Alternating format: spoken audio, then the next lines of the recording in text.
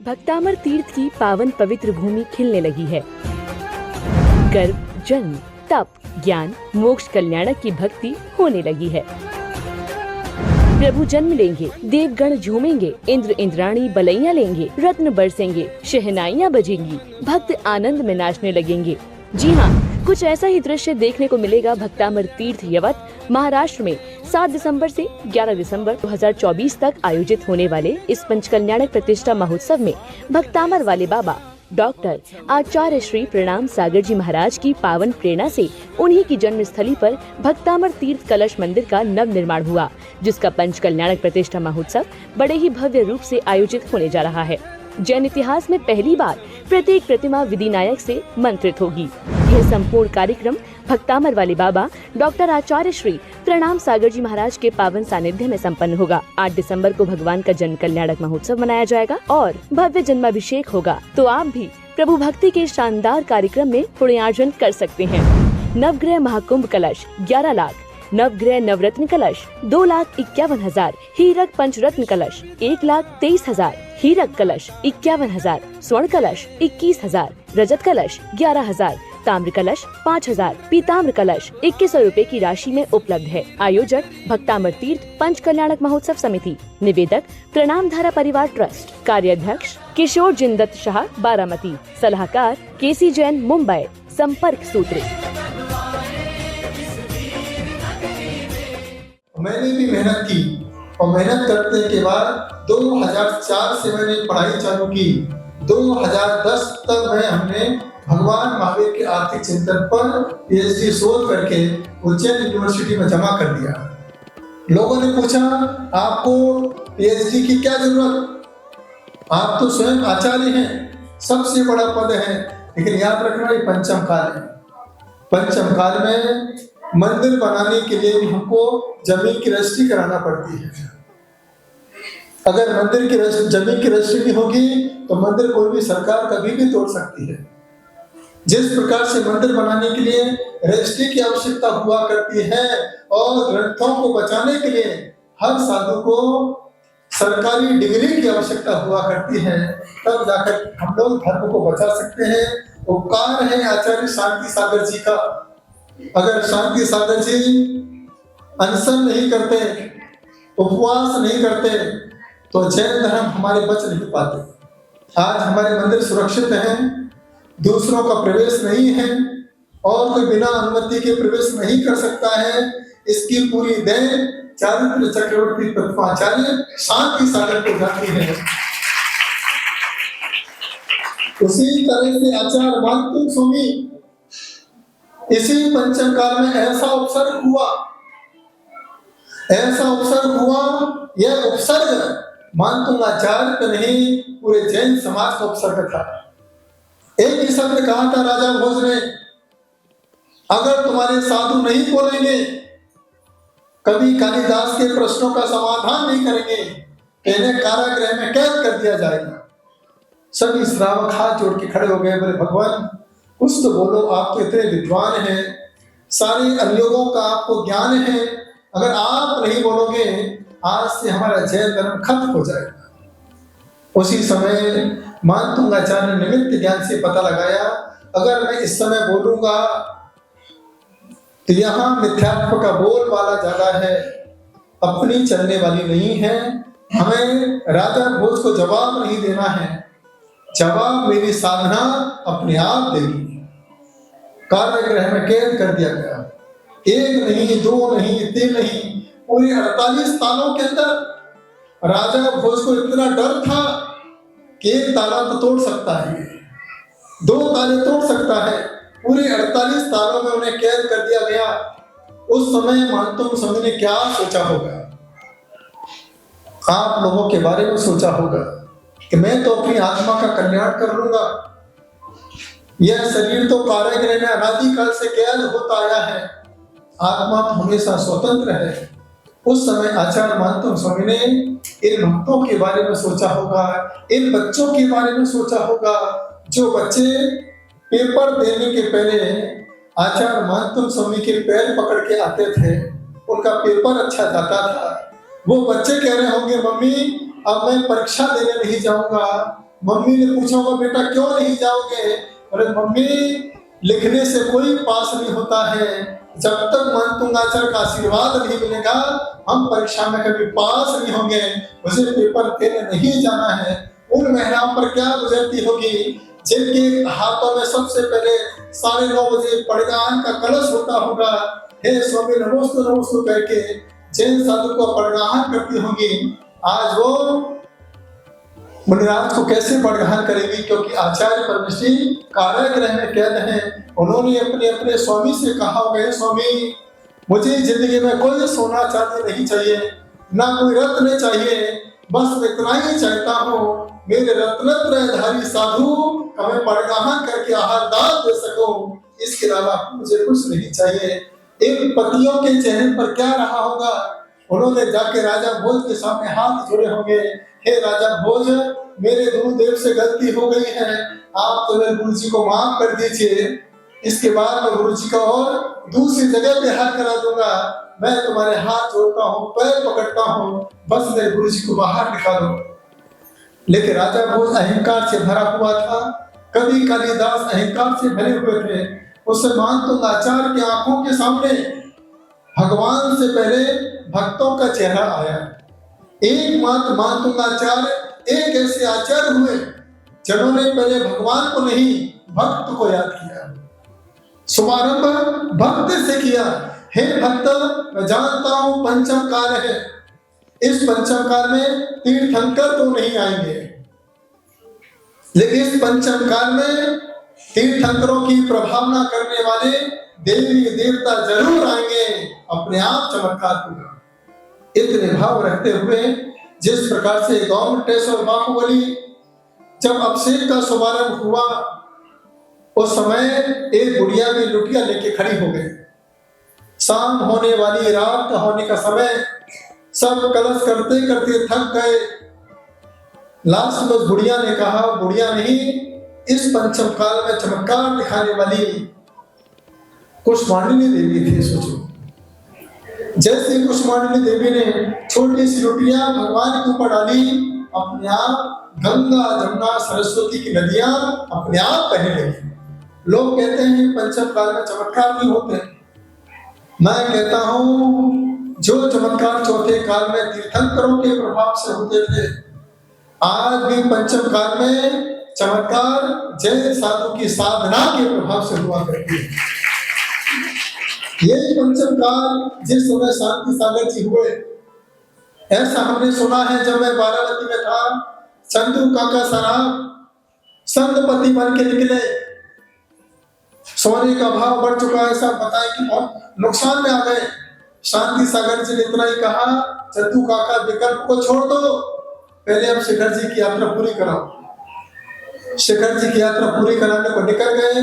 जैसे यात्रा पूरी हो गई, घर लौट के आए तो चंदू काका फिर निहाल हो गए। साधु की बातों में भी साधना छिपी होती है, और यही चमत्कार महावीर कीर्ति आचार्य, निमित्त ज्ञानी, ऐसे बहुत सारे आचार्य, विमल सागर महाराज, जिनको आपने आंखों से देखा होगा। आज मैं आपके बीच में आता हूं, यही भावना लेकर के आता हूं, क्योंकि ये जो छोटे छोटे बच्चे हैं ये बहुत प्रैक्टिकल वाले हो गए। अब इनको प्रवचन से कोई मतलब नहीं, इनके फायदे वाली बात होना चाहिए। क्योंकि प्रवचन सुन के किसी को महाराज जी तो बनना नहीं है। जो भी मेरे पास आता है पत्रिका लेके आता है, महाराज जी 25 साल के हो गए, 2 से 102 कब होंगे? कोई नहीं आता, इतने साल हो गए, मुझे 24 साल दीक्षा लिए, एक भी श्रावण पत्रिका लेके नहीं आया। बोले महाराज जी इसमें साधु बनने का योग है क्या? एक भी नहीं आया। एक ही प्रश्न रहता है, मेरा व्यापार चलेगा कि नहीं चलेगा, मेरी जॉब लगेगी कि नहीं लगेगी, मेरे घर में तबीयत खराब रहती है, दवाइयां बंद होगी या नहीं होगी, हमारे घर में झगड़े होते हैं, झगड़े खत्म होंगे या नहीं होंगे। जिस प्रकार के भाव मानतुंग स्वामी ने भक्तामर के माध्यम से रखे, जैसे मानतुंग स्वामी ने नाम लिया भक्तामर, हे भक्त पंचम काल है, चिंता मत करना, तुझे दुनिया की ताकत मार नहीं सकती है, तो तेरे पार भक्त रूपी अमर बनाने वाला भक्तावल हुआ करता है। ऐसी भावना मानव समूह ने करी और ऐसे ऐसे काव्य लिखे जिस काव्य में हर समस्या का समाधान है। अगर लगता है कि मेरा संकल्प पूरा नहीं हो रहा है, मेरे जो व्रत लिए हैं व्रत पूरे नहीं हो रहे हैं, भक्तावा का 2 नंबर का है। जो लोग कर्जे में पड़े हुए हैं, कर्जा नहीं चुक रहा है, 4 नंबर काव्य है।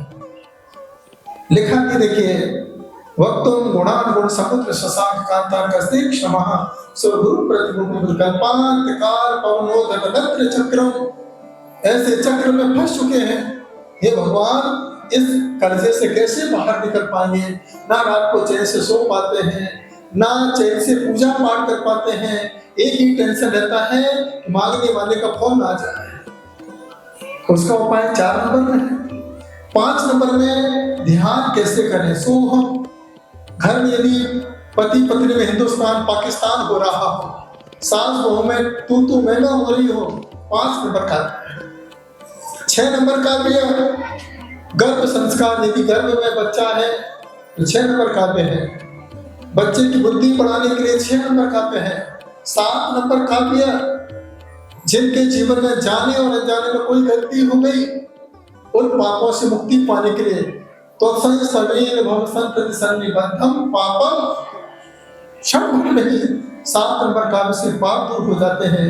8 नंबर काव्य में हमने सोचा कि मेरा बेटा बुढ़ापे में काम आए, और बेटा काम नहीं आया, पूना चला गया, फलटन अकेला छोड़ के चला गया।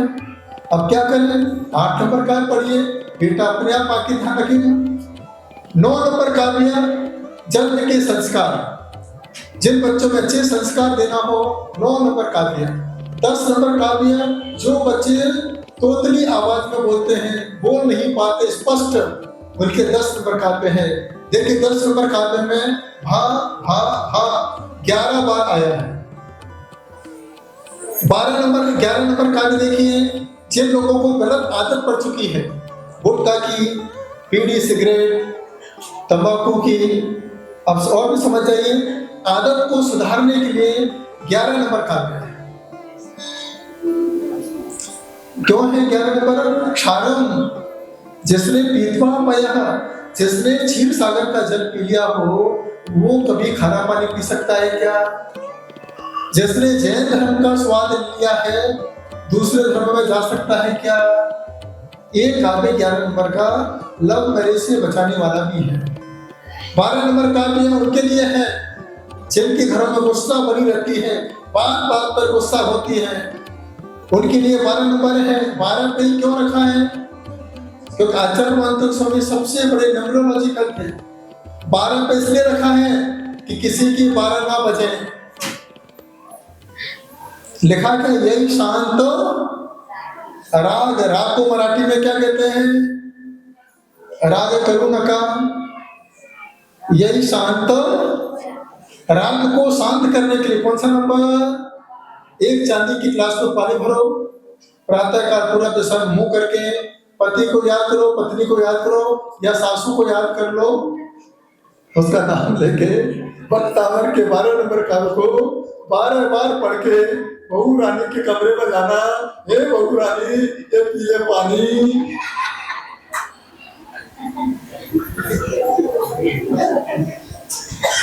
कौन बहू बोले तो नहीं पी पानी, बहू सासू को पिलाते, सासू हो गई शांति। 12 नंबर। 13 नंबर काव्य आंखों की रोशनी बढ़ाने के लिए लिखा भी, वक्त्रम पते सूर्य नरो रज, नेत्रों की ज्योति हरने के लिए। 14 नंबर काव्य जो लंबी यात्रा पर जाते हैं, शिखर जी जा रहे हैं, गिरनार जी जा रहे हैं, बीच बीच में यात्रा रुक जाती है, 14 नंबर काव्य पढ़ के जाइए, आपकी यात्रा निर्विघ्न होगी। 15 नंबर काव्य उनके लिए है जिनका मन बहुत अशांत रहता है, दिन भर सोचते रहते हैं। लिखा भी, चित्रम की मंत्र यदि तेज सांगनाभिर नीतम मनादपि, मनादपि जरा सा भी मनोन विकार, मन को रोकने के लिए, बड़े बुरे विचारों से हटाने के लिए 15 नंबर कहाँ पे? जिनकी शादी नहीं हो रही है उनके लिए भी 15 नंबर कहाँ पे है? कैसे पढ़ना चाहिए? किताब में लिखा है। 16 नंबर कहाँ पे है? जिनका इम्यूनिटी पावर कम है या जिनको बीपी हाई रहता हो या लो रहता हो।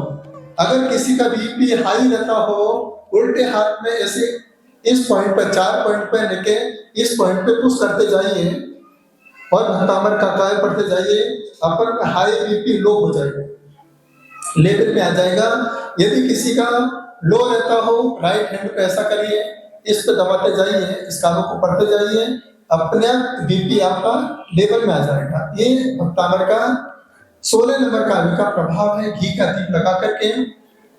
17 नंबर काव्य में देखिए राहु लिखा है, नास्तम कदाचित पयासी ना। आगे देखो राहु कितना बड़ा ज्योतिष।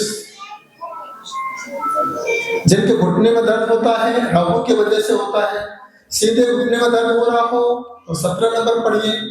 सूर्य ग्रहण आते हैं, लोग कहते हैं जैन धर्म में सूर्य ग्रहण नहीं होता है, ऐसा नहीं है। सबसे पहला धर्म तो जैन धर्म ही था, बाकी के धर्म बाद में आए कहां से? हमारे ही जैन धर्म से आए। देखिए हिंदू धर्म के लोग जैन धर्म को कितना मानते हैं। आज हिंदू समाज के लोग सबसे ज्यादा जैन भगवान की पूजा करते हैं। भक्तामर तीर्थ की पावन पवित्र भूमि खिलने लगी है। गर्भ, जन्म, तप, ज्ञान, मोक्ष, कल्याणक की भक्ति होने लगी है। प्रभु जन्म लेंगे, देवगण झूमेंगे, इंद्र इंद्राणी बलैया लेंगे, रत्न बरसेंगे, शहनाइयाँ बजेंगी, भक्त आनंद में नाचने लगेंगे। जी हाँ, कुछ ऐसा ही दृश्य देखने को मिलेगा भक्तामर तीर्थ यवत महाराष्ट्र में 7 दिसंबर से 11 दिसंबर 2024 तक आयोजित होने वाले इस पंचकल्याणक प्रतिष्ठा महोत्सव में भक्तामर वाले बाबा डॉक्टर आचार्य श्री प्रणाम सागर जी महाराज की पावन प्रेरणा से उन्हीं की जन्म स्थली पर भक्तामर तीर्थ कलश मंदिर का नव निर्माण हुआ, जिसका पंचकल्याणक प्रतिष्ठा महोत्सव बड़े ही भव्य रूप से आयोजित होने जा रहा है।